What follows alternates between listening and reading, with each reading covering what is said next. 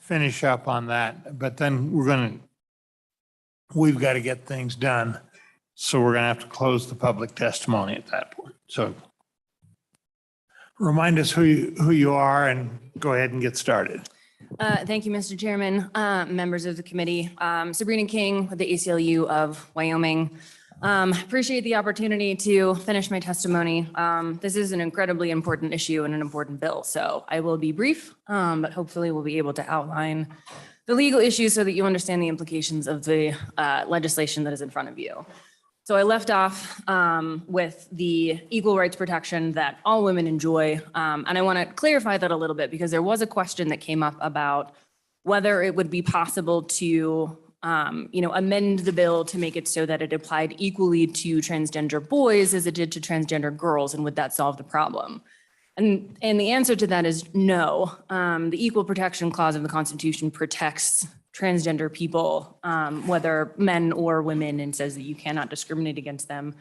And I want to just be very clear about one specific piece of this, which is that it is the case that the government has to have an exceedingly persuasive justification for making any kind of determination about gender discrimination or sex discrimination. And I think what we've heard today is that we don't have that exceedingly persuasive justification. Has been a lot of talk about, well, maybe this will become a problem in the future. We don't think that the High School Activities Association policy has been working, despite the fact that there have been no issues over the course of the past 8 years. So there's a lot of sort of future scariness that we've been talking about. But it is also the case, and this has been litigated and this has gone through the courts many times, that it is not an appropriate action for the government to take to put legislation forward to enact laws that discriminate on the basis of sex based on generalized notions of the capacities of men and women. That is most of what we've heard, and I think some of this is actually applicable to some of the amendments that you have in front of you today, which I will say make direct reference to the capabilities of men and women in a very generalized form. That is not constitutional under the Equal Protection Clause, and that there's no compelling government interest to make those kinds of determinations. Again, Title IX was put in place because of historic financial discrimination against women participating in sports and in many other activities. So Title IX exists not because women are the weaker sex. Title IX exists because women were not being funded adequately. So that is what Title IX is addressing. On that note, I do want to move quickly to Title IX. Because as I mentioned 2 days ago in my testimony, Title IX very clearly protects transgender students. This has been litigated, I think, time and time again, both in Bostock v. Clayton, which was in 2020, but also in Grimm v. Gloucester City, which was also in 2020. At this point, you cannot use Title IX as an excuse to discriminate against transgender students because the polar opposite is true. Title IX's prohibition on sex discrimination prohibits discrimination against transgender students when accessing single-sex spaces and activities. That is simply the reality, and I think this bill very clearly discriminates against transgender students based on their sex characteristics, violating Title IX, and I think, putting our Title IX funding in the state at risk. The last thing that I will say is that I, in some ways, don't even think you need to go to the federal constitution in order to address the constitutionality of this bill. Article 7, Section 10 of Wyoming's Constitution, which deals with education specifically, that section is titled "No Discrimination Between Pupils." And it reads, "In none of the public schools so established and maintained shall distinction or discrimination be made on account of sex, race, or color." Our own Wyoming Constitution says that you cannot discriminate based on sex. That includes discriminating against someone because they are transgender, because you cannot make qualifications about someone who is transgender participating in male or female sports without making a determination based on sex, and that is discrimination. So I would argue that even under Wyoming's Constitution, we could simply go to our own state courts and this bill would be unconstitutional. So with that, Mr. Chair, I will say that I think the reality is that this is when it comes down to the legal questions, not a complicated issue. This bill is unconstitutional and it violates Title IX. We can certainly follow in the footsteps of Idaho and West Virginia and Tennessee and Florida and pass this bill and find ourselves in court, or we can choose not to. And I would strongly urge this committee to not move forward with this bill. And not the least, not the least of which for the legal reasons, but also because frankly, there are so many people in the state of Wyoming, in particular, the Wyoming's transgender community, who have not had the opportunity to come and speak to this legislature, to speak to this body. And in this budget session, they will not get that opportunity because there's not the time. This is a really important issue, and the people who are directly impacted need to be able to speak to this. We don't have time in this session. If we need to continue to address this and the legislature wants to continue going down that path, fine. But the people who are directly impacted by this deserve the right to speak. They deserve that time. And I would strongly urge you to vote this bill down for that reason, even if you don't believe that we shouldn't go down the path of actually restricting transgender participation in sports. So with that, Mr. Chair, I will close. Thank you for the time. And I strongly urge you to vote no. Go ahead. Thank you, Mr. Chairman. Ms. King, do you have a sense of what the legal costs were that were incurred by Idaho, West Virginia, or anyone else that was defending these actions? Mr. Chairman, Senator Rothfuss, I don't know the costs, but I do know that in Idaho, the law was immediately enjoined. In West Virginia, the law was immediately enjoined. Tennessee and Florida are more recent. Those cases were filed last November.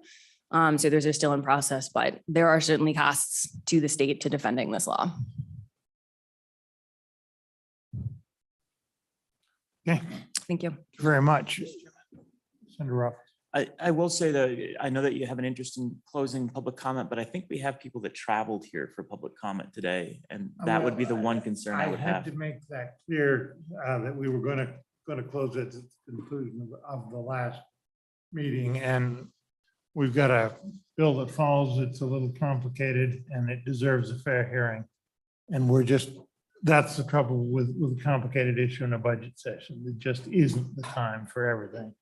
I think we've heard a fair spectrum of testimony, and we're just going to have to move on. So, committee, do I hear a motion on the bill? Okay, bill's been moved.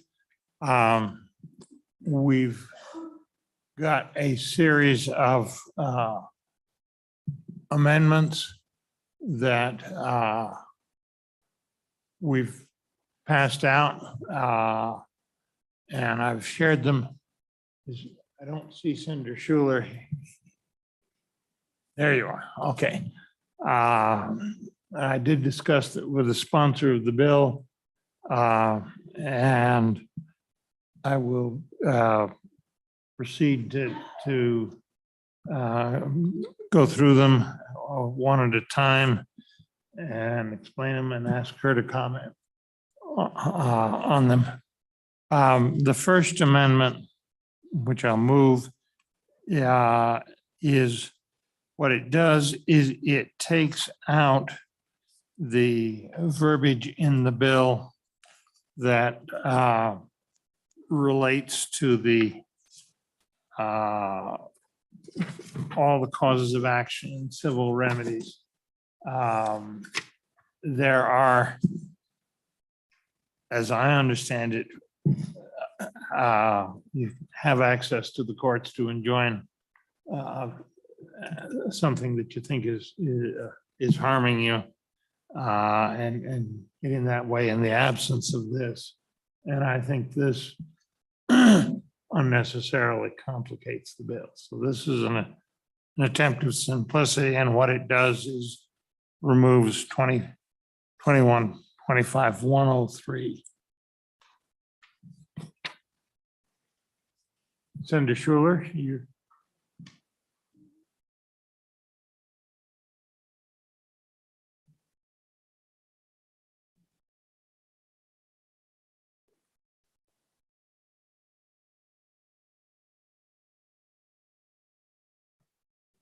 Time.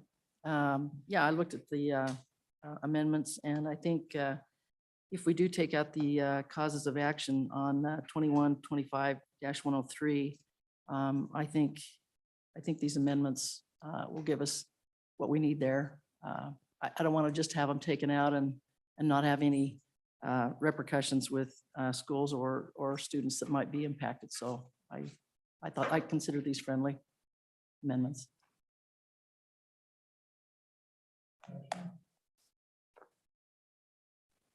All those in favor of this one, say aye. Aye. Opposed? That carried.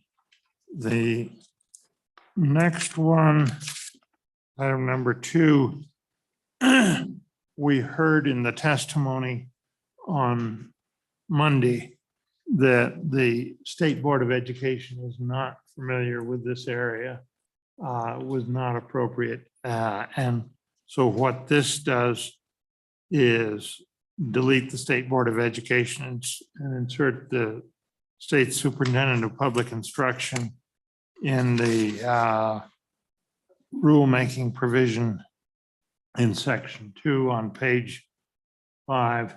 And that means that basically it means that if you say this state superintendent's going to do it, it means the Department of Education is going to do it. And that I would think would be, from the testimony we heard, the more appropriate group. So that's what that does. Senator Schuler, any Yeah, comment? Mr. Chairman, I think it's a good catch. For the reasons you mentioned, I believe that they should be involved since this is a policy decision with the education of our kids. I found the testimony we got was pretty conclusive on that. Move that one. Discussion. All those in favor say aye. Aye. Item 3, number 3 is a good deal more complicated, and I apologize for that. What it does, and I will move it, what it does is puts in an appeal process where an individual is aggrieved by a decision and runs either way, that if an individual is excluded from a women's team pursuant to the provisions on really it's subsections B and C on page 3, where it says that athletic teams or sports designated for females or girls shall not be open to students of male sex. And then you have a very clear standard that we're looking at as to what's on their original birth certificate. That standard eliminates some of the problems that you can get into, but you can still have some, my understanding is you still have some possibility of someone where there's an ambiguity that some of these things are come on a spectrum. And so you may get a question as to whether a particular student is in fact male or female, and you may have some, particularly if there's the XY chromosome genetic abnormality that does arise, if that gets caught early, in particular, I understand, and that is very rare, but does happen.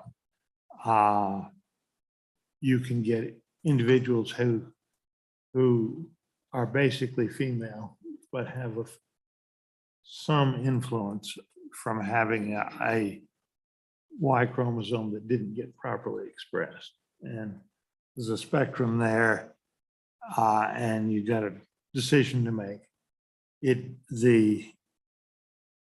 What we've done is ask state superintendent to appoint an appeal board, either 3 people or 5 people. Give them a choice as to how many, but one of those 2 odd numbers. And it does say you need to have someone with coaching experience that knows what the practical effects are, and someone who's a licensed healthcare professional that has some expertise. I think you can find those probably all within the ranks of school employees, but there's opportunity to go elsewhere as well. And it does provide that the individual involved can request that there, any medical records that are considered that relate to that individual can be held confidential. So that's what the amendment does. And I think that's important in preventing injustice to particular individuals. And I suppose the appeal board could also deal with if there was a question as to what the birth certificate actually said. I don't think that's going to arise, but theoretically, I suppose it could. So that's what it does. It adds that appeal process to the bill. And I did my best on putting together an appeal process, but if somebody knows how to improve it, I have no pride of authorship here. So. Discussion? Under office. Thank you, Mr. Chairman. I'm concerned about this process having what is effectively a statutory board that is making what are effectively gender decisions on behalf of folks around the state. I'll just say it creeps me out. I think that's the best way I can characterize it. The current process through the Wyoming High School Athletics, Wyoming High School Activities Association, really is just it's not as structured as this because I think it's intending to just recognize that different circumstances arise. They need to be talked about.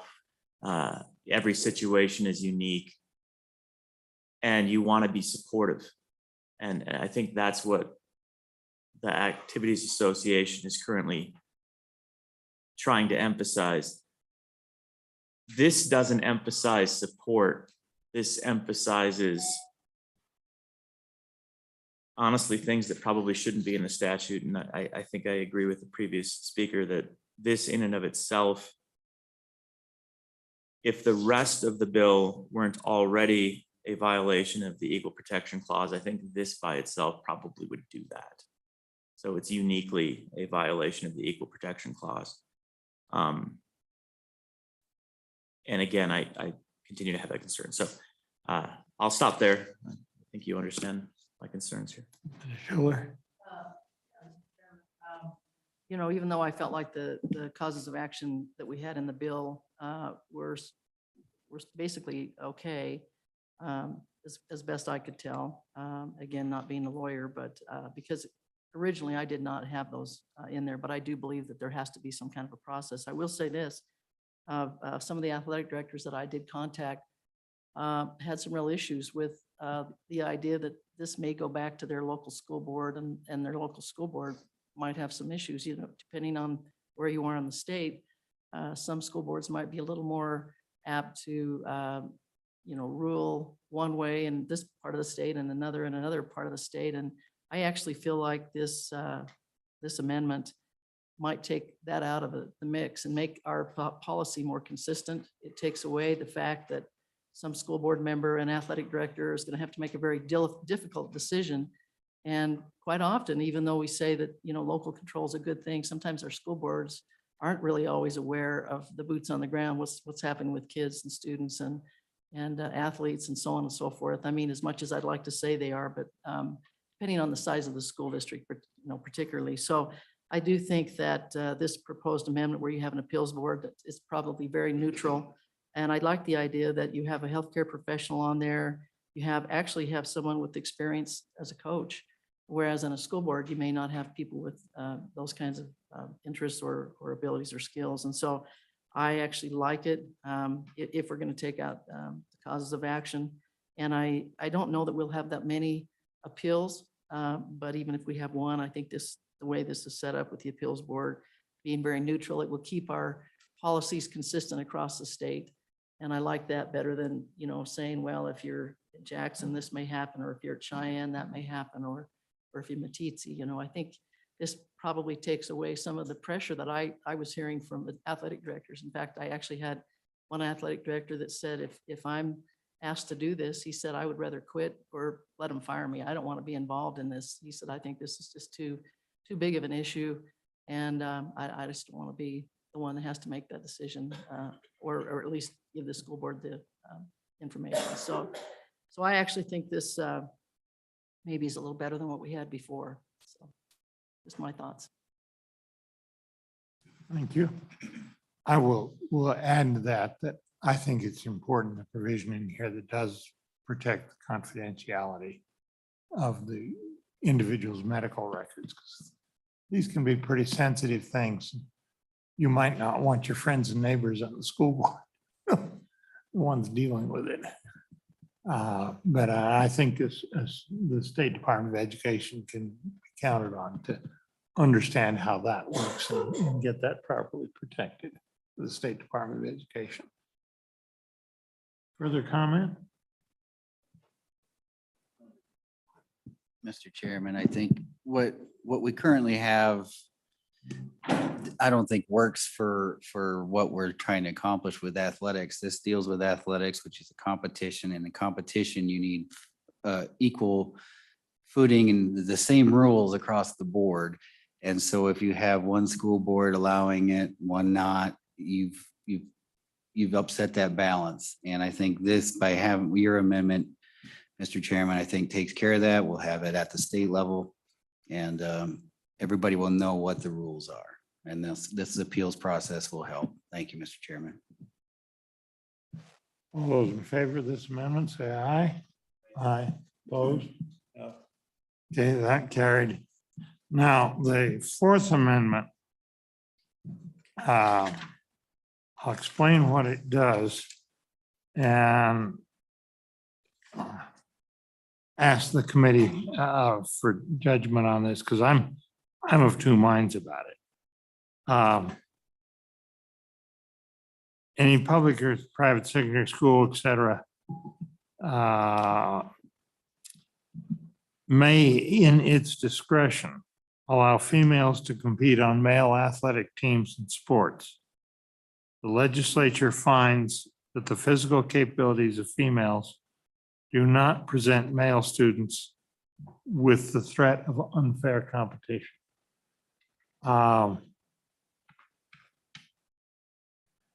Is that something we need in there? I am aware of instances, the Star Tribune a few years ago published a very interesting series on particularly some of the six-man football teams at the high school level that didn't quite have enough boys to make a full team, or full team with a little allowance for a few replacements, which you need. And were recruiting some of their girls to be on the team, and that it had worked fairly well. And I'm also aware that we've had girls competing in boys wrestling off and on for some time. And I'm told that there's now enough interest that they're probably going to have a female league there that'll take care of that. And the question is, do we need this in the bill? Is it, or is the bill not upset things, and this can be best left unsaid? Senator Schuler, I'm going to start with you. Is this something would you favor there, or would you prefer not to have it? Well, I think we're already in compliance with Title IX with the bill as it is, but I don't think this hurts the bill by any means. It just basically says that girls can compete on boys teams. And that's Senate File 51 doesn't prohibit females from playing on male teams, because then that would be a violation of Title IX. So I don't think this hurts it one way or the other. If it helps to clarify that to people that might be reading the law, that would be fine. But Senate File 51, as it was written, it fully complies with Title IX's requirements that girls be allowed to compete on boys teams. And the big thing there is there's not that biological advantage. And that's really why we focused on transgender males competing against females, was because of the unfair advantage based on biology. This bill is strictly really about biology. It's not about that unfairness. It doesn't really, doesn't hit anything else very hard, because that was really the impetus that I had, and the folks that had contacted me early last year. It was all about their daughters being able to compete on a level playing field with biological females and not transgender males. And so I think it's up to the committee, how you'd like to go with that. Either way, I think works for me. No, thank you, Mr. Chairman. I read through it and like I said, I think it just, it maybe just emphasizes the point that girls can still continue to compete against boys as they always have. And I think that's fine to just leave it in, if that's what you choose.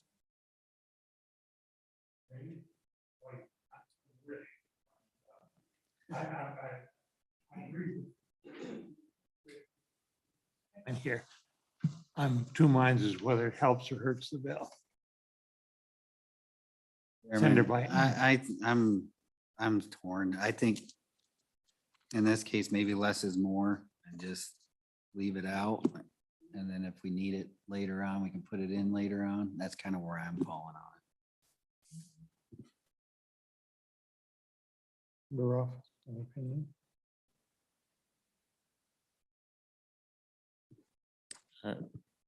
Mr. Chairman, once again, I think it's just a further violation of the Equal Protection Clause.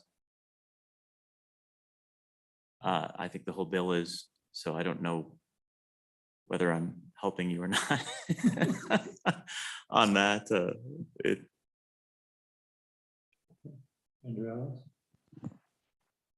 Thank you, Mr. Chairman. I don't have an opinion of if it helps the bill either. Seeing a lack of a firm consensus, I think I will not choose to offer this amendment. So, any further amendments, committee? Discussion on the bill. In your office. Mr. Chairman, we've heard quite a bit of testimony, even though we didn't have the opportunity to hear more today, which I would like to have, but I do agree that we heard a significant amount at the last discussion. And the objections raised, to me, significantly outweigh any additional fairness that might be provided through this. We have in the state right now a process through the Wyoming High School Activities Association that is the gold standard in the country. And if there are ways to improve it, I think it's reasonable to work through the High School Activities Association to improve it. And maybe there have been some good concerns raised here where they don't have it perfect. But we struggle with that, obviously. We seldom write perfect legislation. It takes iteration to get to a point where you have a good conclusion. But the process that's in place now has already resulted in the best in class approach to contemplating and dealing with these circumstances in a way that respects everybody involved, all the parties involved, and tries to address each situation as a unique situation, which it is and which it should be. I like that approach. I like the fact that it's a local approach. I like the fact that folks locally have a hard time and wouldn't be able to simply cast a thou shalt not. This is a thou shalt not.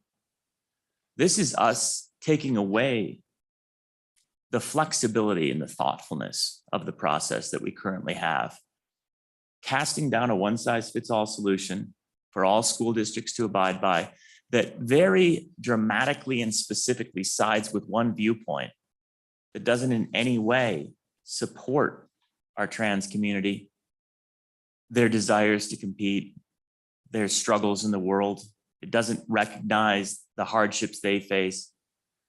And under a circumstance where you clearly have a violation of the Equal Protection Clause, this will cost the state easily $1 million once we pass this bill. It should come with an appropriation, but we already have money in the AG's office, I realize, that will be spent, so we don't really need the appropriation, but it would be fair to include one. And then to the extent that we haven't had this problem, we're trying to proactively respond to what we've seen in other states where we heard through testimony that the state under consideration that raised this claim is literally taking our existing plan and trying to implement it as a best practice. I don't see where this does anyone any good. I do see where it does harm. I do see where it violates constitutional rights and hurts a community that I certainly am here to support and want to do my best to ensure that they have fair access, fair rights, and that we're respecting not only the US Constitution, but the Wyoming Constitution and embracing those rights. On and against the bill.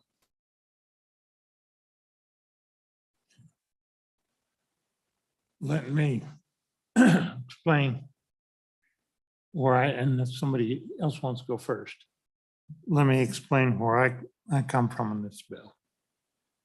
It seems to me we have here a clash of rights. We've got, I think it is unquestionably true that the way the human species has evolved when it comes to athletic contests that involve physical strength and some of the other characteristics that are just plain different between men and women. We have evolved in the issue of strength and athletic abilities, a degree of what the biologists would call sexual dimorphism, where there is a clear difference, and that's the way the world is. Like it or not, that's the way the world is. We have insisted in the areas where that's not true, we have insisted on equality between men and women. And the state's been a leader in that, always has been, always will be. And that's appropriate. This is different. And when you allow people who are biologically male to compete on female teams, you destroy the value of that competition experience for the females, because it just is not fair competition. And that's the way the world is. Am I missing something, Coach Schuler? You've had experience. Yes, sir. Thank you, Mr. Chairman. Like I said, I grew up in a world where, as a female, having to try to compete against males because there weren't any opportunities for my gender. So I felt the frustration of not being able to deal with that. And so I competed against the males, and, it actually was fine until they got into high school. And all of a sudden, my brothers and cousins and the kids that used to come over and play in our backyard were beating the living tar out of me. And, they're 6'1", 6'2".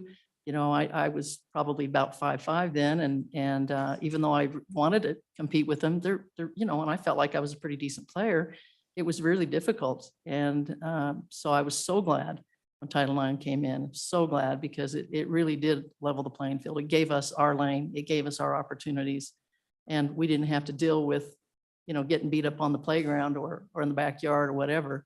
And we could thrive. And I did thrive. And I had some great experiences as a female athlete.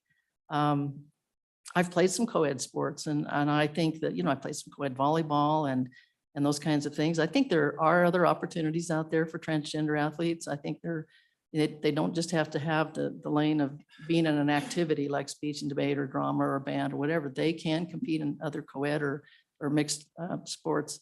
It just not fair to have them in sports where it's the physicality is such a big issue. And honestly, this bill, it's been mentioned that we're going to be in trouble. This Senate File 51 does not violate the Equal Protection Clause of the United States Constitution. It doesn't. It's consistent with the Constitution of federal law. They've recognized it's constitutional to provide separate programs and opportunities based on biological sex. And that's really all this is about, is let's keep it fair for our biological girls and women. Let's let them continue to have the same opportunities that I was denied years ago, but they finally got, and now they should be able to continue to have those.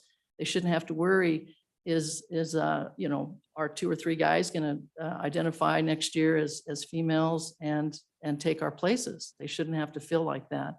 And I'm not saying that It's always a gender identity issue, but I think with our high school activities, with their particular handbook, 6.6.1.8.0, I think that does open the door for unfair competition. And I think it does put our school boards and our athletic directors in a really tough situation. And in our little communities where there may not be very many of these situations, it still is going to be a tough thing. I think it's pretty much a no-win. So again, I've just taken the side that our girls and our biological girls and women still deserve those same opportunities that I got. And it's worked pretty well for 50 years. And why would we think about trying to mess with Title IX? Because it's working. Let's continue to let it work. Let's let our little girls and our women and our college women, our high school girls be able to have a level playing field, be able to compete the way that they should be able to without worrying about, is my spot going to be taken next year by someone who identifies as a female or who's transgendered or whatever. So that's really what this is all about. It's just a fight to keep everything equal as it is, as it should be, and still give, everybody their own lane. And that's what we need, is to have everyone, and honestly, transgender athletes can still compete as males if they wish. Honestly, as I mentioned the other day with my testimony, the testosterone suppression doesn't suppress that much. They could still compete in that lane if they wanted to. So there's plenty of opportunities out there for people to compete. This is just mainly trying to focus on girls and women being able to continue as they've done in the past. Thank you very much.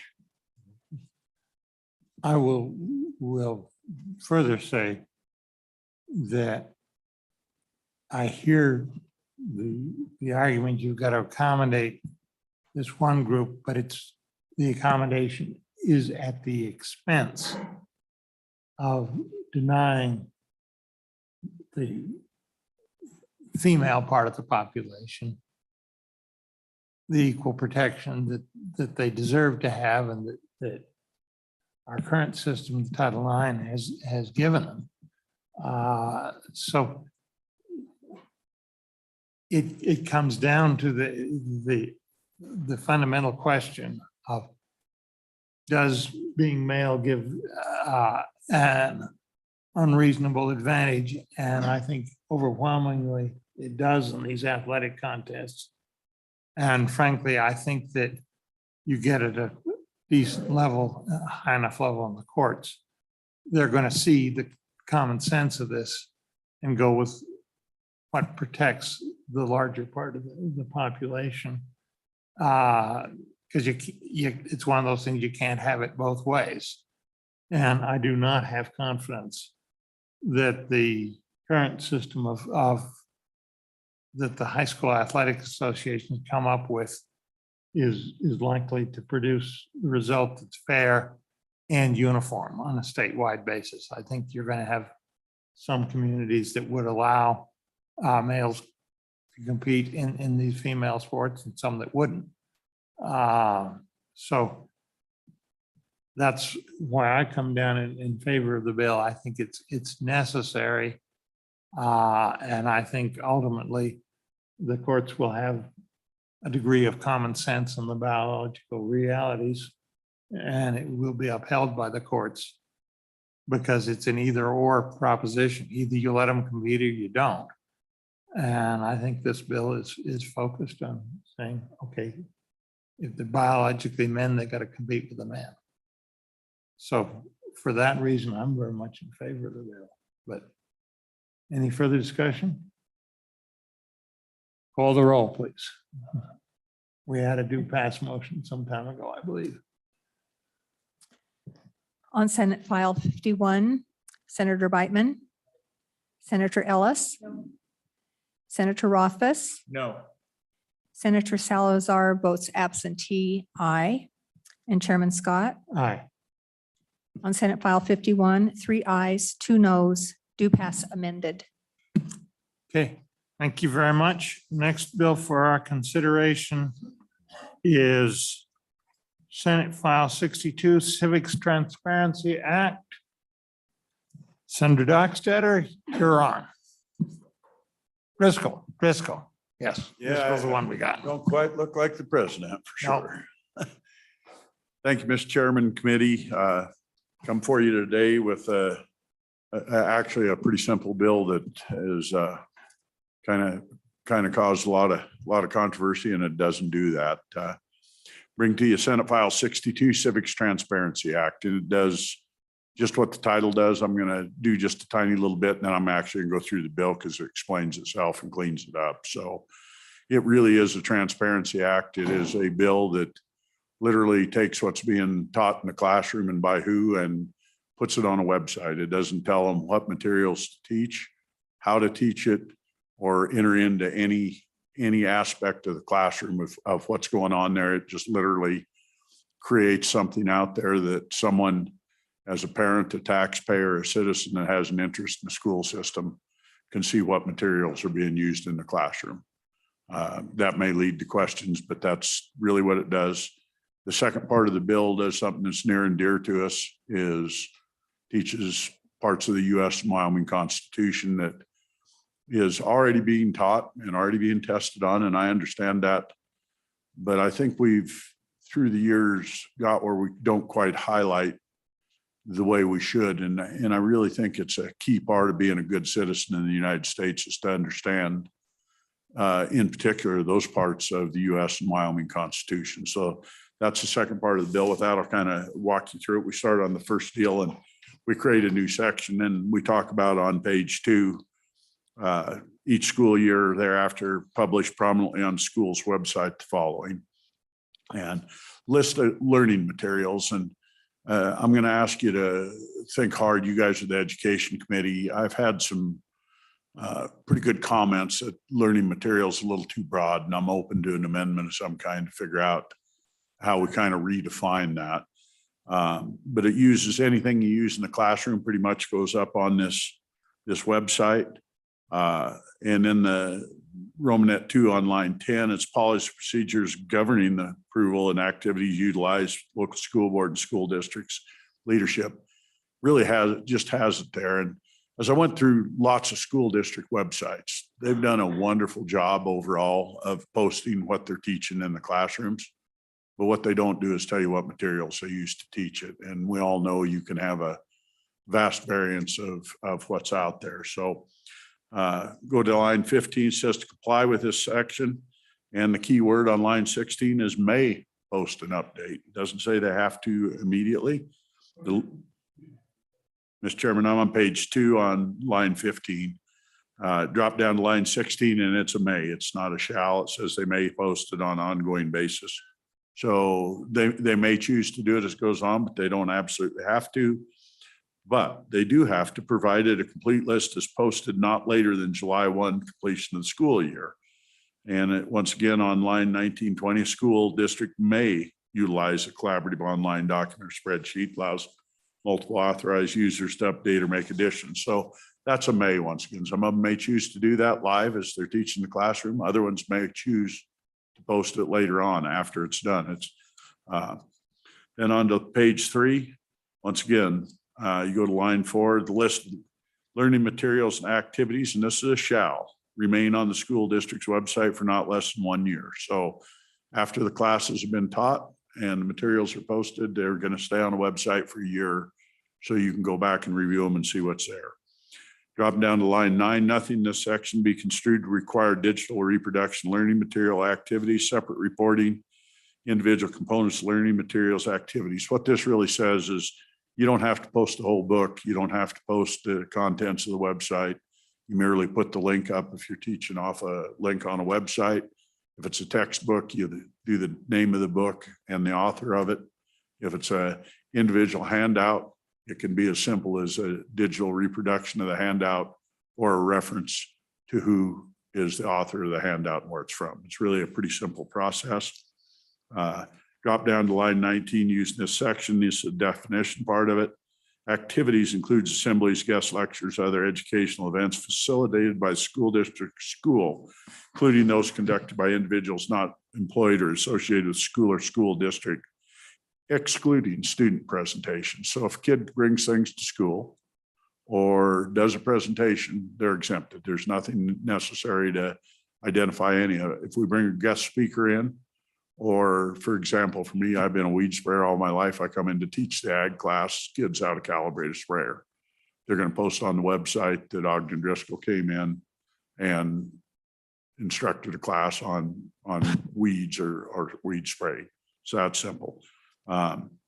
Learning material, and that's the part I was talking about, includes all textbooks, reading material, videos, digital materials, websites, assessments, and other online. And school, I've met with some school boards and they think that's, and teachers, they think that's probably a little broad and makes it wear a little too much post. I don't necessarily disagree, but I don't have a better deal. I'm not an educator, so I'm open for a pretty good definition change somewhere through the readings if it comes. On to page 4, line 8, used for student instruction means assigned, distributed, or otherwise presented to a student in any course which student receives credit required by a school. Really what it just says, if you're going to hand it out in the classroom, there'll be a reference to it. Someone's going to be able to figure out what it was and go ask for it or see it. Doesn't make them post it, but they got the ability to know it was there and go to the school board or go to the teacher and say, I'd like to see what this was. Drop down to section 2, duties of boards of trustees. This just enters a new section in. We've got a big section statutes of what board of trustees and school districts do. This is a pretty simple one. It says publish list instructional activities and learning material on the school's district's website in accordance with existing statutes. So that's that deal that it needs to be there for a year so somebody can look at it. We drop down to the middle of page 5, instructions, state and federal constitutions required. We're into the constitutions now. It highlights, I've got both it and the US Constitution. It's the part we all like of the US Constitution. It's, and I won't even go through it in the bill. I'm just going to pull them apart. It's the first 2 paragraphs of the US Constitution, and that's the started in the course that we've all heard. As older people all know it kind of by heart. We hold these truths to be self-evident. Those are pretty common parts we're all used to hearing in the Constitution, probably the most popular parts. And then the last sentence, and it says, and for the support of this declaration, a firm reliance on the protection from divine providence, we mutually pledge to each other our lives, fortune, sacred honor. Pretty innocuous stuff. I think it's pretty well taught, the Wyoming sections that we highlight. And I do think these have been kind of undertaught because I'm around kids a lot. And I think a lot of them don't really get them. Section 1 of our Constitution, you go right to the first page on it, and Article 1, and it's powers inherent in the people, equality to all, and equal political rights. Those are apparent on every bill we work in the legislature, and what you do in your life. Those are base parts, and I think they're well worthy to be codified into statute to be taught. And the last part is we go into the Article 6 of the Constitution, which is our suffrage and male and female citizens equal rights. And we talk about the things we're proud of in Wyoming because our state's the leader, and it's something I think it's critical we talk about is what we did with the women's right to vote and women's rights in general. And the state's been a national leader, and I think it's something that every student should come out with. And long and short, that's the bill. It's really, there's no teeth in it if they don't follow it. You're not going to jail. You're not getting your funding taken away. I almost hesitate to say that publicly, but it really is a voluntary deal. And I think it's a tool to help our parents have a chance to be engaged without having to drive to the school or pick a phone up. They can take a look. I think you'll find most of the material is very innocent. You'll find they're teaching some great stuff. They're doing a great job at it. And if they're teaching using material that's controversial, which I expect them to do between you and I, all it does is gives you the chance to make sure that they're doing a balanced side on both sides of it. I don't care how far this way or how far this way you go. They need to teach balanced. And what we all hope for out of our kids coming out of school is reading, writing, and arithmetic. And probably the most critical one is critical thinking. It's being able to take that piece from over here and that piece over there and making a logical decision yourself. And that's, to me, that's probably the number one skill of a kid coming out now is when you walk out, if you're taught from one side, that's called indoctrination. And you really don't have a rounded education. I have no problems, very controversial subjects being done as long as you make it where the kids, as they get out of school, they're going to have to make those decisions. Does that advertising, is it real? And that's really, it goes down to every decision you make in your life. Can you make a critical thought process? And this encourages that to happen. And it makes it, if only one side of it's being taught, it's going to kind of glow in those pieces that are put up there. So long and short, that's the meat of the bill. It's a fairly simple bill. I've heard how onerous it's going to be to do, and I have a really hard time figuring it out where it doesn't have to be done immediately. And it's literally as so easy as if you're going to walk into the classroom and you decide, I'm going to teach something on the website today, you can either wait till after class or you can click the note on it. If you're having a guest lecturer come in, it's just noted there. It's a truly transparency. With that, I'd stand for questions. Senator Ellis. Thank you, Mr. Chairman. Just a question. When you were working on this bill, did you contemplate limiting it somewhat? Because I think the materials we're concerned about tend to involve social studies, what kids are reading. I don't know if you are as concerned about what kind of math books kids are exposed to or what kind of science books, like that kind of stuff. And so I just want to know if there was, as you worked on this bill, if there was a way to narrow it, because I think there might be some things that, and you know me, I like knowing what my kids are learning, but there's some things where, you know, they'll bring home a math worksheet and I don't necessarily need to know where that came from. So I'm just curious if you thought about that.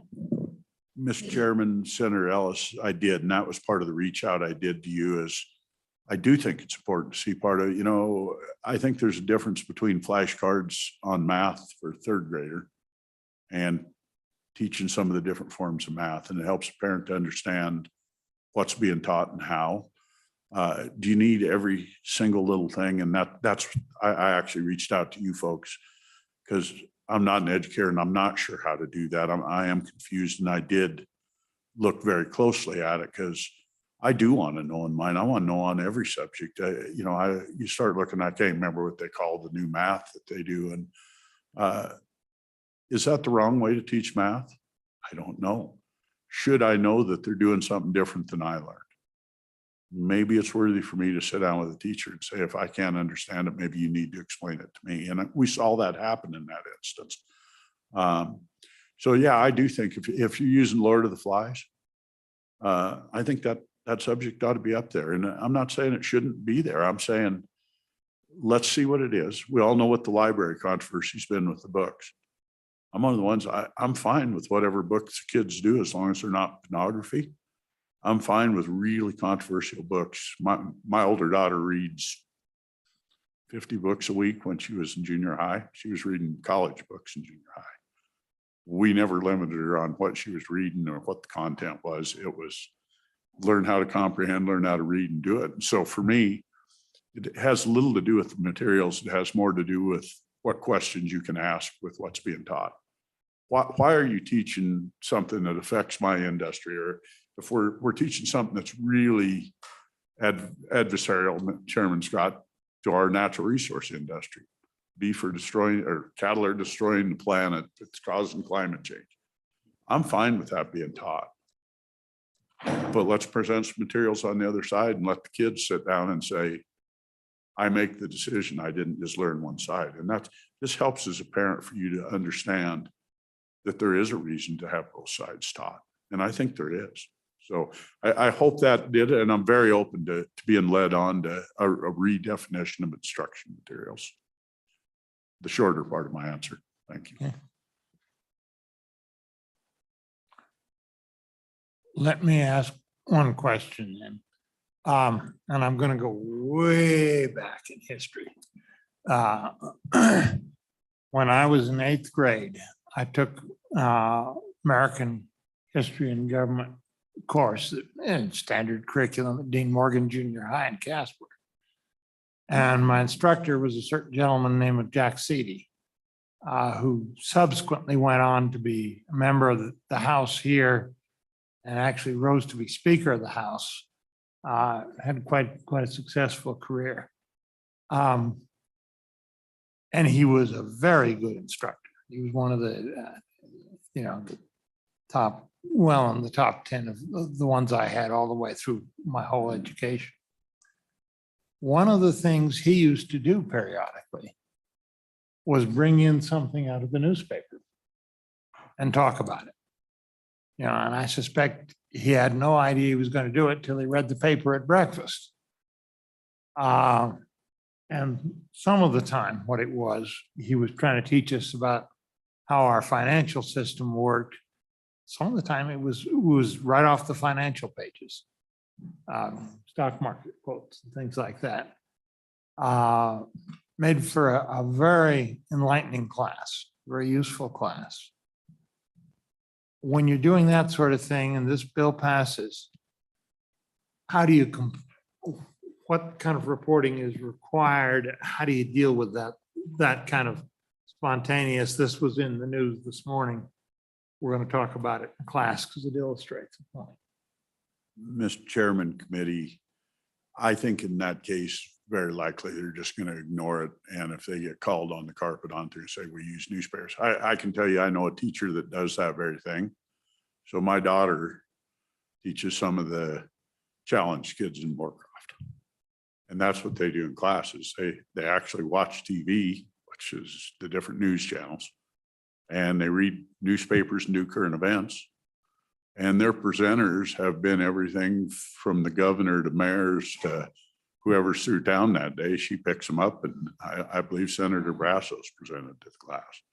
That's how she gets kids involved that tend not to be involved at all. So I think there's some pretty good loopholes in that, you know, one, there isn't a penalty. So if you say, I use the Casper paper, I use the Wall Street Journal, I don't think anything's going to happen other than you're likely to go to the school board and the parent's going to say it's not there. This would really be different if it said, we're going to take funding from your school or we're going to do it.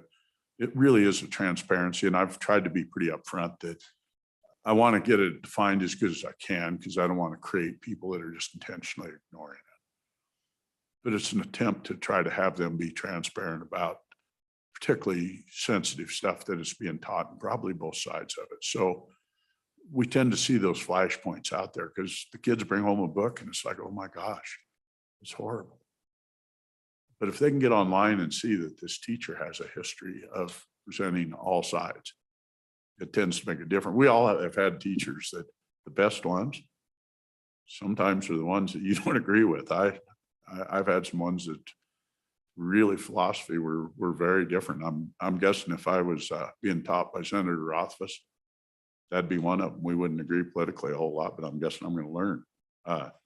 We've done that in the legislature, and that's, you know, there's nothing wrong with that. That's one of the things I've said is difference of opinions, fine. And so is difference of subject matter. So for me, if you're using those, I think just be prepared to defend yourself. If the kid comes home and it's something that's really controversial and you're not noticing it at all, you may get called on the carpet and be sitting at a school board with a parent that said, my kid brought this home and you didn't post it. At that point, you're probably going to appropriately at the school board make some kind of action that either will come back and ask the legislature to change it, or we'll come up with a policy that says, because it allows you to do a syllabus type posting.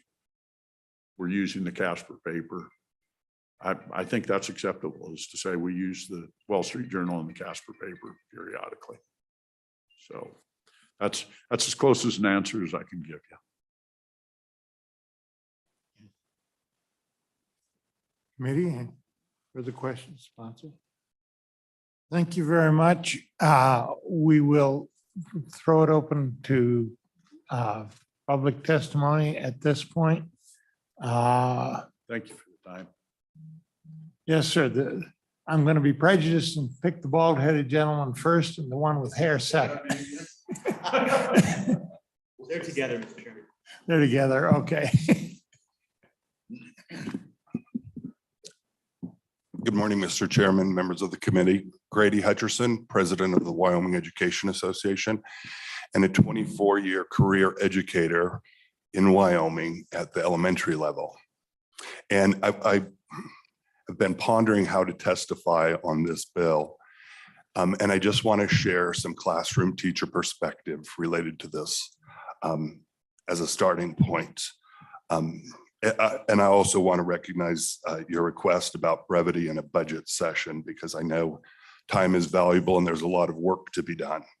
In listening to the testimony that we just heard, I feel like everything that's in the bill is already being accomplished at the district level. As a classroom teacher, I want parents engaged in my students' education. I want them to come to the open house so I can share with them what standards I'm going to be working on this quarter and what materials I'll be using. I really do wholeheartedly believe that it would be a tremendous amount of additional work for me to have to list every or all learning materials and activities. And I know you all have been doing a lot of work on K-3 reading, so I'm going to use that as an example. As a second grade teacher, I might read and present over 150 books to my students during a school year. I would then, according to this bill, be listing 150 titles and authors. I could either do it in advance or after, regardless, it's a ton of work for me. Then I have each of my, I'm going to round to 20 students. I have each of my 20 students in reading who, depending on their reading level, may be reading 3 to 5 different books for reading. So now I'm up to another 160 to 100 titles each week for the students in my classroom. And I go through, to your point, Senator Ellis, thinking about math and science, and I would spend more time trying to catalog everything that I teach in the classroom than I actually do teaching. It would force me as an educator to say, you know what, I know that would be really good for my struggling readers, but I'm not going to go find additional resources. My classroom had cupboards full of instructional materials and activities that I could use. To the chairman's point about current events, I might know that students are struggling with a specific concept, and I might find learning materials and activities that would be beneficial to help them with that concept. But now I know I'm going to have to keep track of all of that, upload it, put it on the district website. It would be a tremendous additional load on my work plate, which is already full. I wholeheartedly believe in transparency. I want parents to come into parent-teacher conference. I want them to have conversations with me about what their students are learning and the growth and performance of their own child. I'm passionate about that. But to create a bill that would make it impossible for me to even be successful at before I began makes no sense in my mind. I also just want to point out a couple of other things. I actually think this bill inadvertently is hugely demoralizing and insulting to me as an educator. We have all of the concerns in this bill addressed already. I have to be licensed and certified, and am, to teach in the state of Wyoming. I'm evaluated annually per statute, per district policy. If there were concerns about what I was doing in a classroom with my students, there's a procedure in place to address that, and it's called teacher evaluation. So to think about the unintended consequence of this bill, it's hugely demoralizing and insulting. And it's also going to then force me to say, you know what, I know my school district has a policy and a committee to determine what curriculum materials are selected. A variety of stakeholders sit on those committees. I know my district has policy and procedures in place so that if parents or any stakeholder has concerns about what is being taught or what materials were selected, the procedure for filing, in essence, filing a grievance or following the procedure so that the district is aware of that. So every time I stop to try and think about this bill, I can't see how it benefits educators other than just adding this undue burden and layer of additional bureaucracy. One of the things I kept thinking about is micromanagement. Not even related to education. I've never heard anyone speak favorably about being micromanaged. And this level of what would become legislative micromanagement is consulting to me. So I would encourage you to vote this bill down. It's not needed and it will not make a difference. Thank you very much. I'd stand for any questions. Okay, questions?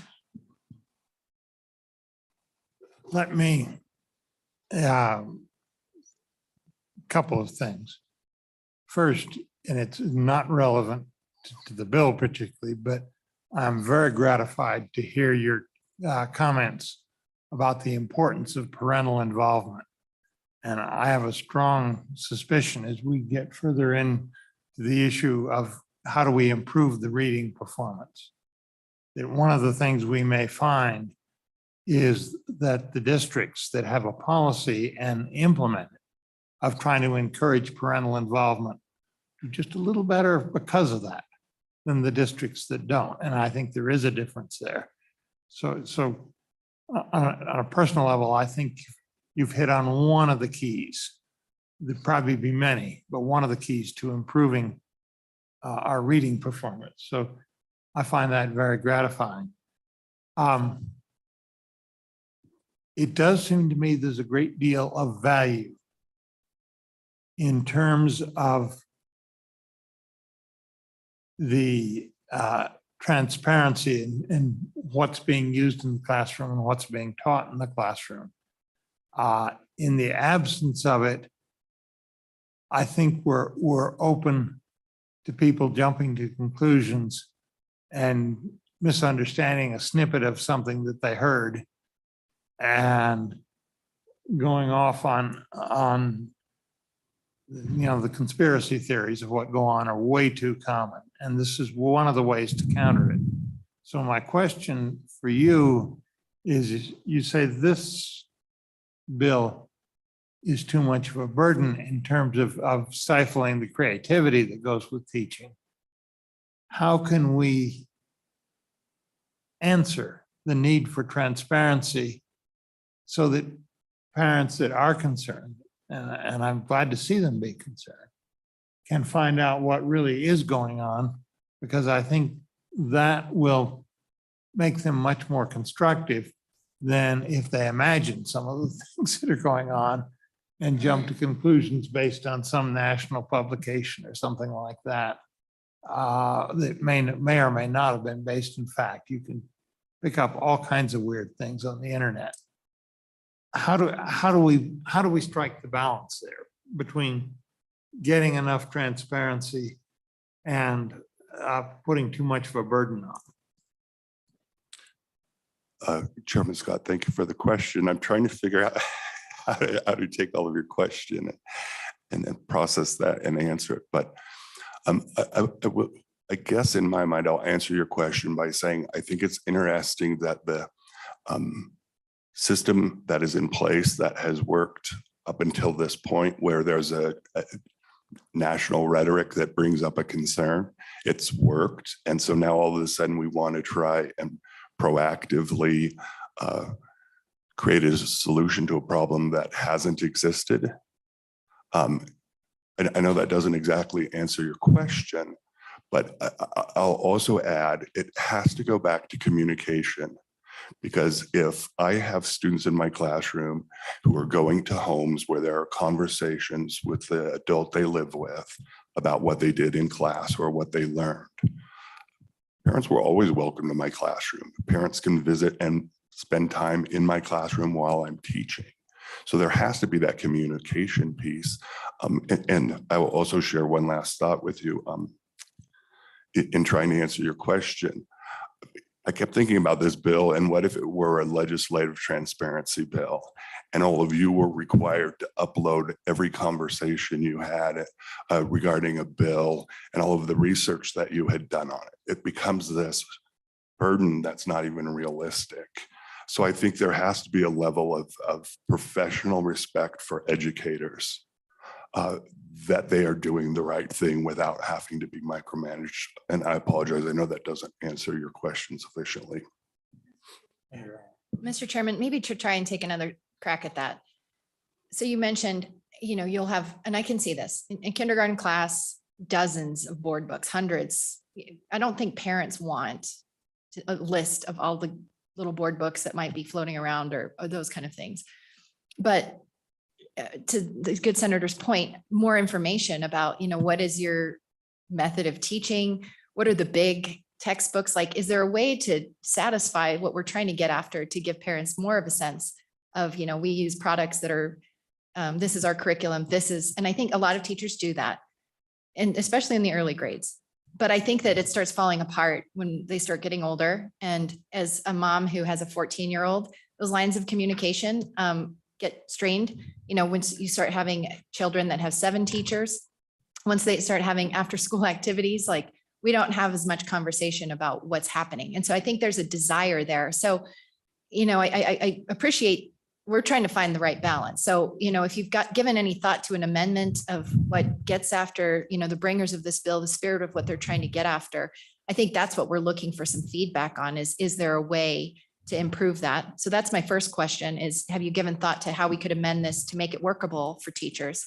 And then the second is you mentioned process. And I will tell you in my personal experience this last year, there are some transparency issues where you see processes that are in district policy start falling apart. And so my confidence is a little shaken on my district's ability to follow through when parents have legitimate concerns and requests.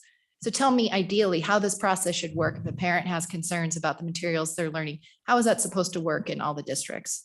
Or ideally in your mind? Mr. Chairman, Senator Ellis, thank you. So I think procedurally, as a classroom educator, if any parent of a child that I had ever had concerns, they need to first come have a conversation with me. That might easily clear up any misconceptions that exist. If they're not satisfied with that, they would then go to the building principal to have a conversation with the principal, and hopefully I would be involved in that conversation as well. Procedurally, if the parent or the adult that is the guardian of a child is still not satisfied, they would go to the next level and have a conversation with the district superintendent.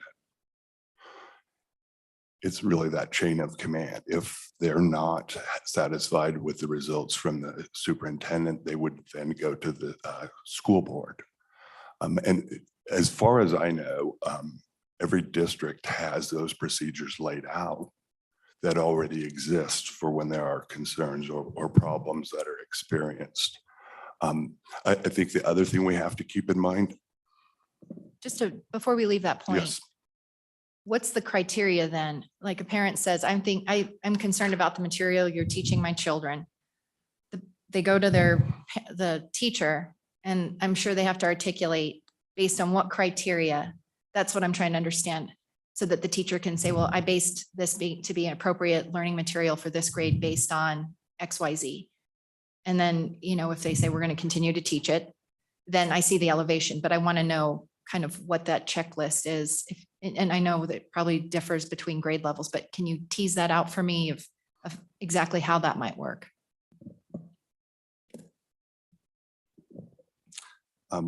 Sorry, I'm processing your question, and I'm trying to think about how to better articulate that, because I'm just trying to think about, I understand what you're getting at, but I also am resorting back to the fact that I'm a educated, licensed, certified professional to make decisions based on the standards that are set in the state and what I'm teaching.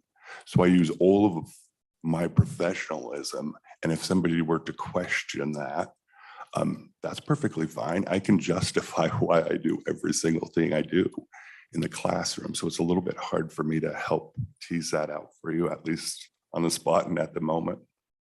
Chairman, say a parent said, I'm worried that you're not just introducing my child to the theory of Marxism. I think you've crossed the line. I think you're advocating for Marxism, that that's the proper way to educate, or that's the system of government we should be using in our country. So the parent goes to the teacher. Maybe does that example help you kind of help me understand? How would you address that situation?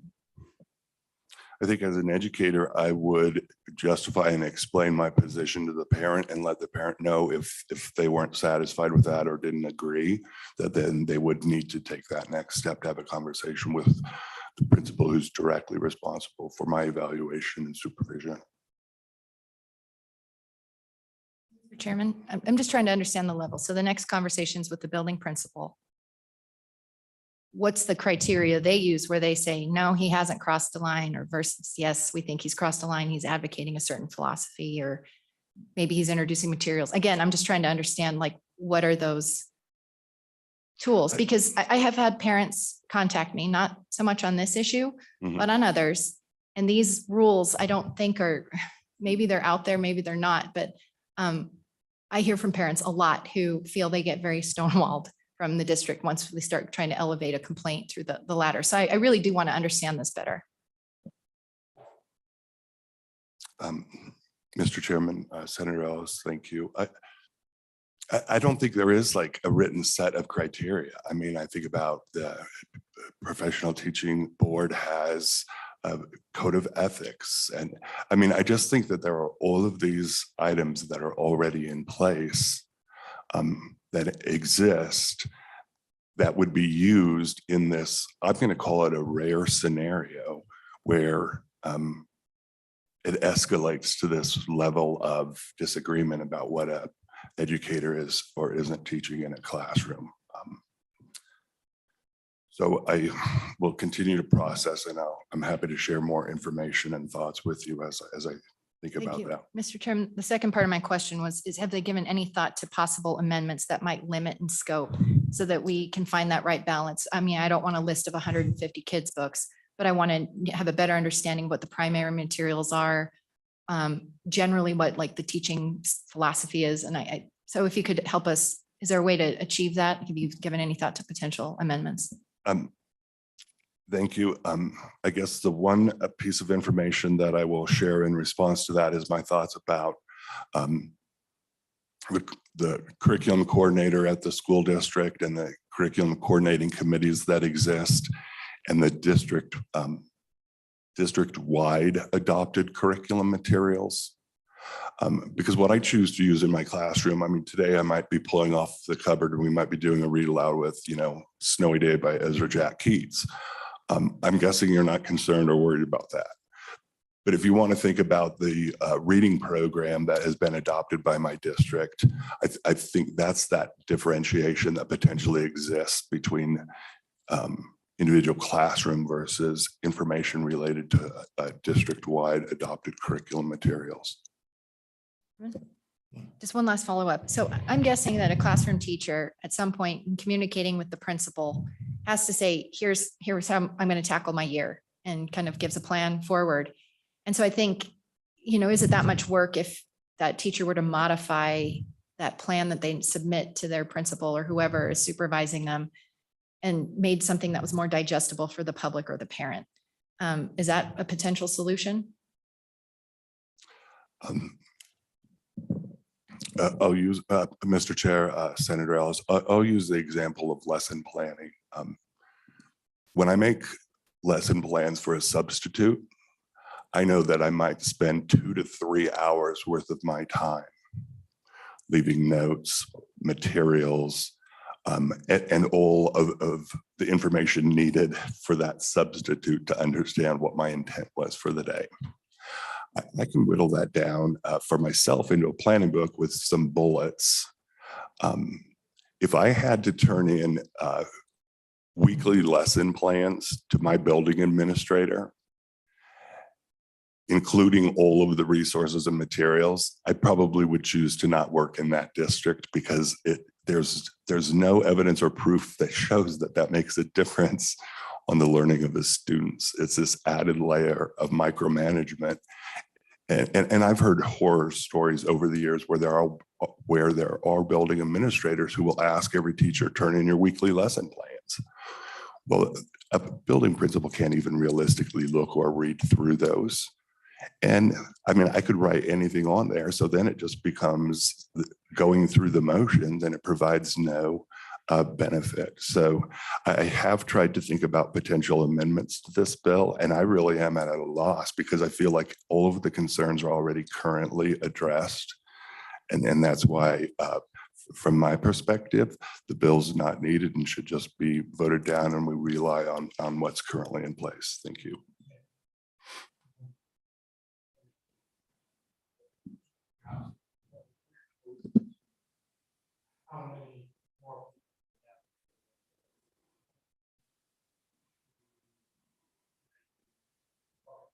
And Senator Scott, you also have Boyd Brown online who would like to testify. But I want to be good, mindful of the clock. It's 9 now. We're still.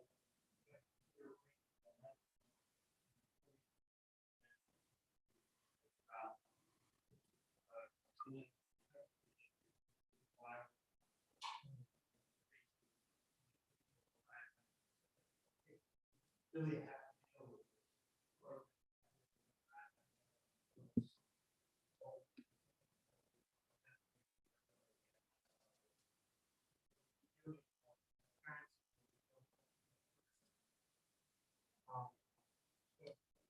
With that, Senator Office, did you have, okay. Yes, sir, we haven't gotten to you yet. Chairman Scott, members of the committee, my name is Tate Mullen. I'm the Government Relations Director for the Wyoming Education Association. I will keep my comments brief.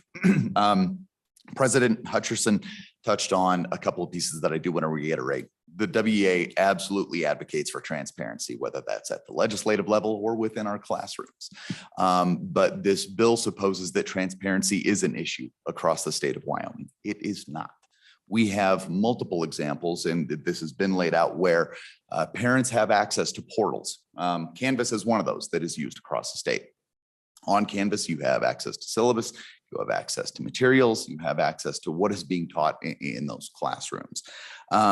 So with transparency being a non-issue, and then the work that this creates with the cataloging of materials, that creates a substantial problem for our educators.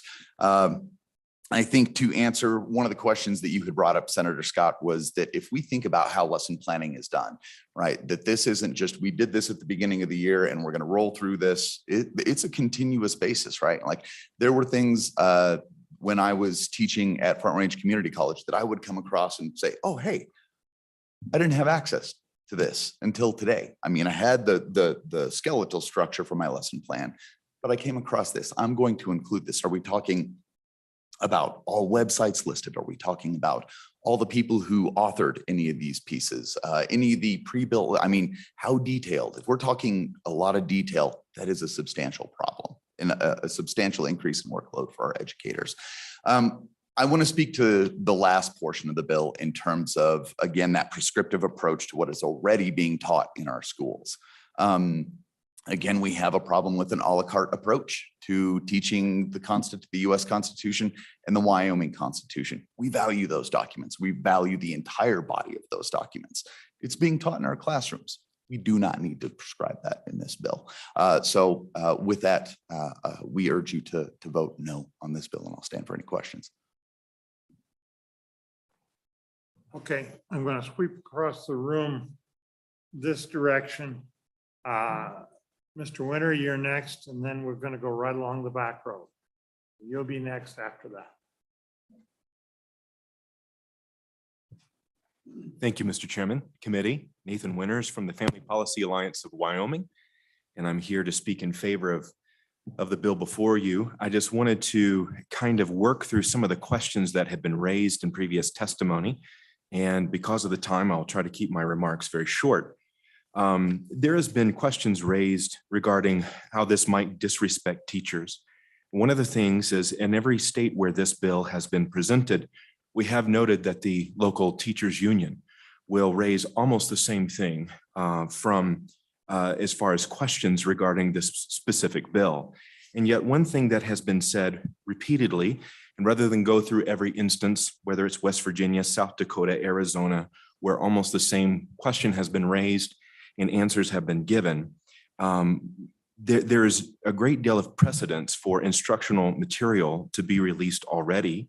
And yet at the same time, it's released in-house. Parents sometimes have a difficult time seeing it. And so usually it's as simple as a school staff copying and pasting the titles and links of every resource into a Google Doc. In many cases, and I know every one of you have been educated quite well, that normally constitutes essentially a syllabus. And so establishing syllabi on a website is not very difficult at all. Secondly, publishing these lesson plans are things that are already usually happen already in the classroom. And these are not individuals having to write it out by hand. Normally they're doing it in a digital format anyway, and simply publishing what is already being put in place in-house and allowing parents greater transparency helps tremendously. The other thing I wanted to address is that there was a question raised earlier that this might make it harder for teachers to adapt their lesson plans during the year or incorporate current events. All the bill contemplates is that materials have to be reported after the fact. And so in some states, what they've done is they've said within 72 hours or 7 days. It doesn't mean that you have to early that morning at 5 o'clock in the morning, release the specific article from the newspaper. You can release it after the fact as well. Another thing as I wanted to address, Mr. Chairman, was a question from Senator Ellis just about controversial content. Is it just within certain grades? And we've already seen from other places, such as a study that was done in Seattle, where a K-12 math curriculum entitled Ethnic Studies Framework, it targeted students in K-12 math. It was a math program. And one of the goals was to how we change mathematics from individualistic to collectivist thinking. Another thing that we've seen from Education Week and different editorials, civics education is not the exclusive domain and responsibility of social studies teachers, that oftentimes it creeps into other curricula as well. And so I want to try to be an assist you as much as possible, but there are so many things that we could talk about at this time. So with that, I just stand for any questions. You're off. Thank you, Mr. Chairman. I do have a couple of questions. The first is, Mr. Winters, you've mentioned that this has been run in a lot of other states. What national organization has put this legislation together? Mr. Chairman and Senator, this is not a single national organization. What we have seen is that this has been a widespread movement that has essentially come up since COVID-19 as people are getting a better glimpse into what their children are being taught across the country. And as a result, I had no awareness of a single organization trying to push something like this. There are many people that have become very aware. Just here locally this last year, we had to, as Family Policy Alliance of Wyoming, pursue legal action, which we won because of a lack of transparency in Laramie County School District #1. So that had nothing to do with any sort of outside organization. That was just here locally. And so I think we're watching a nationwide movement of concern regarding how our children are being educated. And Mr. Chairman, so one thing that wasn't brought up previously by the proponents, but it sounds like it's a motivation that you see as being important, is understanding what's being taught so that you can try and stop some of those things from being taught. Is that a fair assessment? Mr. Chairman, what we are asking for in this legislation simply is transparency.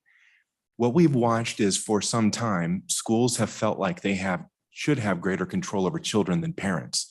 As Family Policy Alliance, we stand for families and believe that parents, nothing should be taught to the child that isn't first transparent to the parent. And so parents should not be cut out of what their children are being taught in schools. And Mr. Chairman, getting back to the idea of it's as simple as just copying and pasting something. I have syllabi for the courses that I teach, and honestly, mine are college courses. And while I have a couple of textbooks, most everything I rely upon is journal articles and things that are sought out based on the direction the class is going. I know that you've worked in public sector and private sector as well. I guess I'd ask, when you're generating something for public consumption, so to speak, something that might be a press release or something that's going to go to the public side. Do you just copy and paste and dump something onto a public document and assume that, well, if it was good enough for my email, it's probably good enough for a headline in a newspaper? Because I probably spend 10 times as much time on anything that's going to go public as I do something that's an internal document. And so we're throwing around this idea that it's simple, but it just doesn't strike me as simple. So is that not your experience? Would you feel perfectly comfortable just copying and pasting? Well, this is an email I had. Let me just forward it to a Google Doc that goes public. Mr. Chairman, I thank you very much for that question, because the statistics show that around 5.2 hours a week are spent by teachers trying to create instructional resources, but about 4.3 hours a week are searching for free instructional resources to use in the classroom. These things are already being done in classroom, and simply whenever you select a specific resource, all one would have to do is copy and paste out of the search bar at the top into a simple document. And I'm sure, Mr. Chairman, because I've had wonderful conversations with all the members of the board, and I appreciate very much your academic background. So whether you're using Populi or Blackboard or many other available ways to release information, normally those things are listed, because you don't expect every single child or a student in a college classroom to actually go and print that off. What they're doing is they're looking at a digital version of it. It's actually already in the classroom. What we're saying is, please let what's in the classroom become available to the parent so that the parent can see what their child is being taught. Thank you. Okay, thank you very much. Thank you, Mr. Chairman. Yes, ma'am, in the back, that had your hand up, come up front.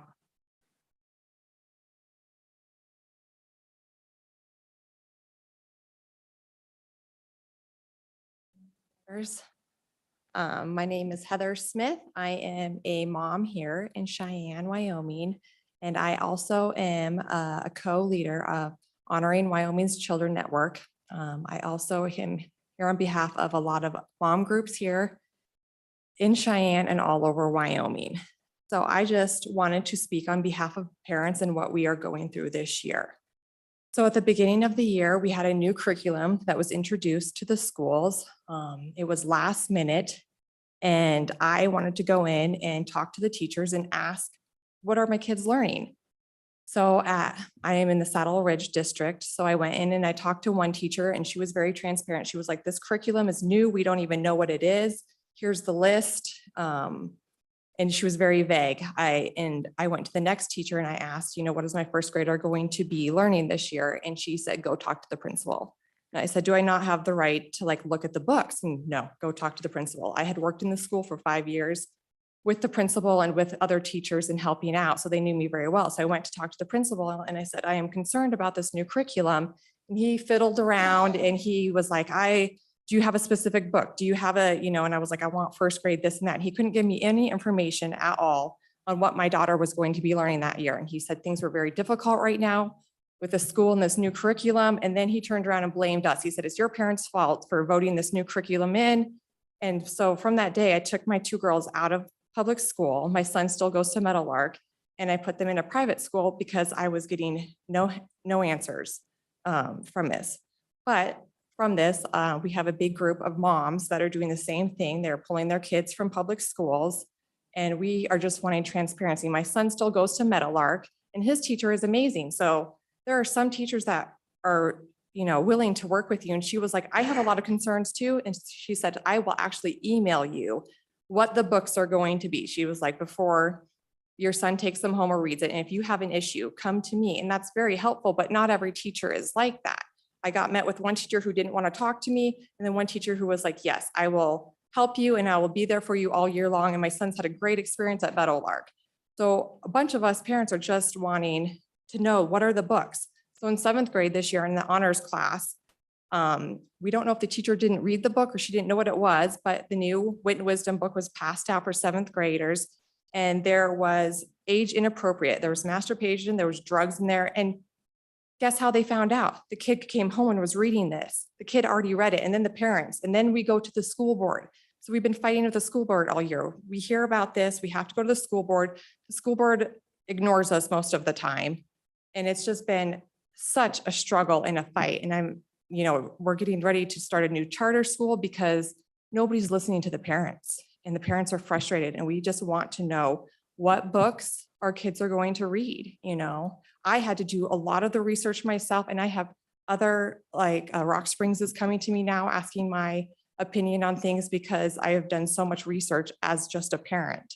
And so that is all we're asking for, is more transparency and to work with the parents more. We're getting shut out and we are not allowed in the schoolrooms. I would love to be in the classrooms, but because of COVID and a bunch of other stuff, we are not allowed in the schools. We've been kicked out of the schools. So we would like to go back into the schools and be able to help. And I think it's amazing that this teacher over here, he cares so much, but we just need something for all teachers to follow. Okay, thank you very much. Appreciate it. Who's next? And I can't see people behind the pillar. Okay. Farmer?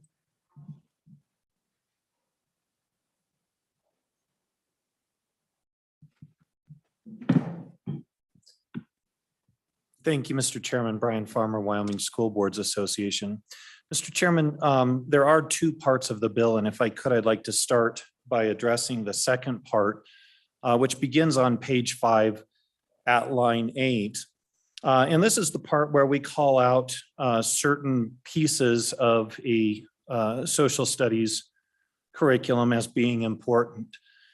And Mr. Chairman, I really don't have concerns about any of those pieces that are called out. But I do think it's dangerous to call out only certain pieces statutorily. Normally, what we do is the statutes say, this is the big area that will be taught. And then we have the standards that say, these are how we're going to teach these things. So normally, this is the stuff that you would see in social studies standards. And Mr. Chairman, I absolutely agree. We need to work on our social studies standards in Wyoming. I think that's something that's due and we need to talk about. If we only call these things out, it somehow suggests that they're more important than others. So what's wrong with the rest of the Declaration of Independence, the rest of the Wyoming Constitution, the rest of the US Constitution? Why wouldn't we want to just say that it's all important? Why would we only focus on the firsts of women voting and women holding public office? What about women serving on juries? That was also a Wyoming first. When we talk about it's wrong to treat anyone differently due to their race or their ethnicity, there's other protected classes. What about sex? What about national origin? Why would we list just those things here? So, Mr. Chairman, I think these things belong in state standards as opposed to statute. And I would just encourage you to focus your attentions on the first part of the bill. This second part, not moving things forward. Now specifically, and again, to operationalizing how we implement this. And again, I'd point to page 2, line 1. It says not later than July 1st, 2022. And then on line 5, a list of learning material and activities that were used for student instruction by the school district during the preceding year. That means that in just 5 short months, we're going to have to list everything that was done in this preceding school year. So we're going to have to list everything that was done back in September, October, when they weren't keeping notes on this, they weren't keeping track of this, and they weren't necessarily preparing for a publication. So I think that implementation date is problematic. Mr. Chairman, you've heard from a number of folks that we already do these things. And I just want to tell you what is already done. When a school district adopts a curriculum or when a school district adopts a textbook, it's necessary for them to hold a public meeting, a hearing. They notify the public, the materials are put or the curriculum is put on notice and available for inspection for 45 days prior to that hearing. And then the public has the opportunity to comment at the hearing prior to that adoption by the local school district. So those are the things that are already happening. And I think if we want to incorporate elements of what's already happening to help to narrow or operationalize scope, at the end of the day, this comes down to what are the activities and what are the learning materials that are expected to be made available? How are they to be made available to school districts? I'm sorry, to members of the community. And so I think when you get to page 4, at line 4, you have the definition of learning material. And just prior to that, at the end of page 3, the definition of activities. Now, you've heard from a couple of people things like Canvas or even Blackboard or other things. Those are what are known as learning management systems. Most school districts have a learning management system, and they have the ability to share to some degree what is being done in the school district through that learning management system. Today, it's common in secondary schools, so high school for the most part, that a lot of things are shared with parents on the learning management system. That's not necessarily true for elementary schools. It's not quite as easy or as intuitive to post things on that learning management system. So there are other proprietary learning management systems used in Wyoming besides Canvas. There's things like PowerSchool or Schoology and perhaps others. But I think the practice today of the posting of materials on that learning management system is intended to make things available to parents. So if we wanted to work at phasing this in and finding a way to make it less onerous, less burdensome, I think it's important to look at what we already do. How can we add things to the school district learning management system, perhaps starting with high school, and then maybe looking at beyond that, that takes what's already done and make that available to parents. Because beyond that, if you're talking about posting on a website and you want it to be sorted by school, grade, and I'm sorry, it says at a minimum, we're going to sort these things by school, grade, and subject area. I think you have to have some capacity to do that. So the district either is going to have to find some way to do that or potentially utilize their existing systems. So, Mr. Chairman, I do think when we talk about activities, some of those are things that are potentially outside of the control of the school district. What if I have a guest speaker that brings materials? Am I supposed to post the guest speaker's materials? What if I have an assembly? What if we invite somebody from Rachel's Promise or one of these great groups that come around and provide assemblies for our school districts, and we don't have access to their curriculum, to their materials, to the things they post. I have concern of the connection of the activity and the material that they have. Mr. Chairman, I see that.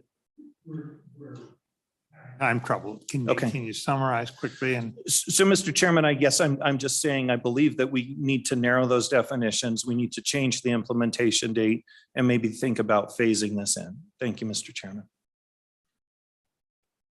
committee, we've got a decision to make. What I see a great need for this transparency. I see concern on the part of the sponsors and from other testimony we've had that the mechanics have the potential for putting a tremendous burden on our education system that we don't want to do and stifling some of the creativity.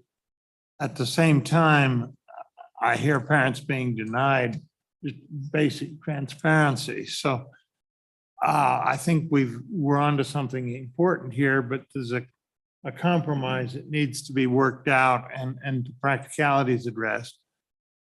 What I'm going to suggest, and I'm open to other suggestions, is that we pass this so that they'll take it seriously, but pass it with a delayed effective date. And I think that will focus minds on, okay, we're going to have to do something. What's the something that can meet the need without putting excessive burden on? And that's my suggestion for how to proceed on this bill. That's an invitation for doing it, working it pretty heavily in the interim. But if you have I've seen a number of other cases where a group wasn't that interested in participating, thought the current situation was fine. You pass something with a delayed effective date and you get their attention and you get a response and a debate, and we can then have the time to get it right. But that's committee. What else? Do you see other alternatives that you want, or how do you want to handle this? I don't see any value to this bill, honestly, so I don't know that a delayed starting date would be useful, but can I continue speaking, or do you want me to stop? Okay. Briefly. Never mind, just go ahead. You don't. Mr. Chairman, I think a delayed approach. I think that there's work that needs to be done, but I think to other people who have presented, there are great teachers who are very transparent. I think that there are other teachers who are less. This is a great start at the conversation. So if we wanted to push this delayed effect to 2023, and if we could tighten it up even on committee of the whole, second reading or third reading amendments, I'd be willing to work with those who share that concern. But I think what we're trying to get after is not letting perfect be the enemy of the good. I think saying we're going to look at Casper Star Tribune articles periodically in our social studies class, great. Like as a parent, okay. Do I think that they need to list every single article that came across? No. So I think there's some work that can be done here, but we're trying to get to the spirit of this, and the ticky-tacky picking this apart, I think is the opposite direction of what we're trying to get after. So look forward to, I'm happy to delay the effect and move it along and see if we can get there on some compromises. And the Brightman. Thanks, Mr. Chairman. I love the transparency angle of the bill. I have a little bit of heartburn over the prescriptive piece and basically the second half of the bill. That's why I didn't co-sponsor it. I think it kind of picks out certain pieces of the Constitution. I think we should teach it all. So that's kind of why I held off co-sponsoring the bill, but I don't want to, I understand that the bringer of the bill's intentions are good, and I don't want to hurt his bill, so that's why I didn't amend it out, but I hesitate to move the effective date because I feel like, the others, the side that testified against this bill very vehemently obviously doesn't want to do this, and I feel like they're just going to drag their feet and oppose it, and even if we move the effective date, we're still going to have the same response. So we're either going to do it or we're not going to do it. That's my opinion, Mr. Chairman.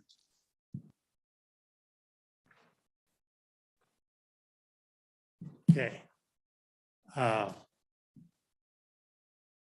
Senator Alice, do you want to make a motion for an amendment, or you just want to bring the bill to the vote?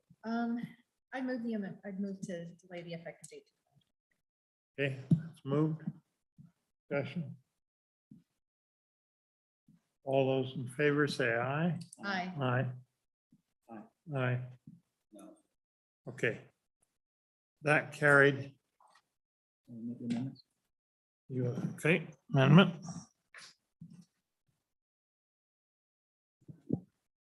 Mr. Chairman, I move to strike 21-9-102 and beyond. So page 5, beginning on line 8 through, looks like page 7. We'd want to keep, we just amended section 3. So up until that point. Okay. Okay, see that amendment. Discussion. All those in favor say aye. Aye. Okay, that carried. I'm a no on it, but that carried. So, Val, did you get that one? I don't have it in completeness, no, but I can speak with Senator Rothfuss after It- the meeting. Sure. Okay. Anything further? And Mr. Chairman, if we're assuming this is moved and I will provide some final comments, then the concern I have is this. A few years ago, we did pay teachers fairly well in the state of Wyoming, and we were competitive and we could keep teachers here and we could recruit teachers here. Now we're a lot closer to the local average and people are looking into other states. As we heap on responsibilities that are tantamount to micromanagement, I understand the motivation that parents want transparency and they want to know everything that's going on. That's a time trade-off. I understand the motivation. I always like to know what's going on too, but I do respect the fact that my children are being taught by professionals that are highly educated and trained, and that every minute taken away from education isn't just a minute taken away from my child's education, but all of the other students' education. This is minutes away from education and not a trivial amount. Furthermore, anything that has to be published publicly, as was noted, it's not the same as personal notes to self. We all do this. We're legislators. We know how much time it takes to put something into the public's view relative to what it takes to put something into internal use within the school, something that might be reviewed by other colleagues, but not necessarily the parents. And it's not because something's trying to be hidden. It's because you use jargon and you do things a certain way. I do see this as a direct insult to our teaching population in the state. We didn't have any teachers come out in favor of it. We're not going to. No teacher is going to come along and say, thank you for giving me additional work, taking my time away from teaching your students and making sure that all of the things that I do are more transparent. It's not going to be popular. It's not going to be welcome. It's going to be one more reason why at the end of the day, after being micromanaged, our teachers will say, maybe I'm going to look into jobs in that state to the south of us or the one to the west of us. And I won't hold it against them because we haven't done anything kind for teachers in 5-8 years on this committee or through the legislature. We're just looking for ways to punish and abuse them and blame them for all of the ills of Now, wait a society. minute.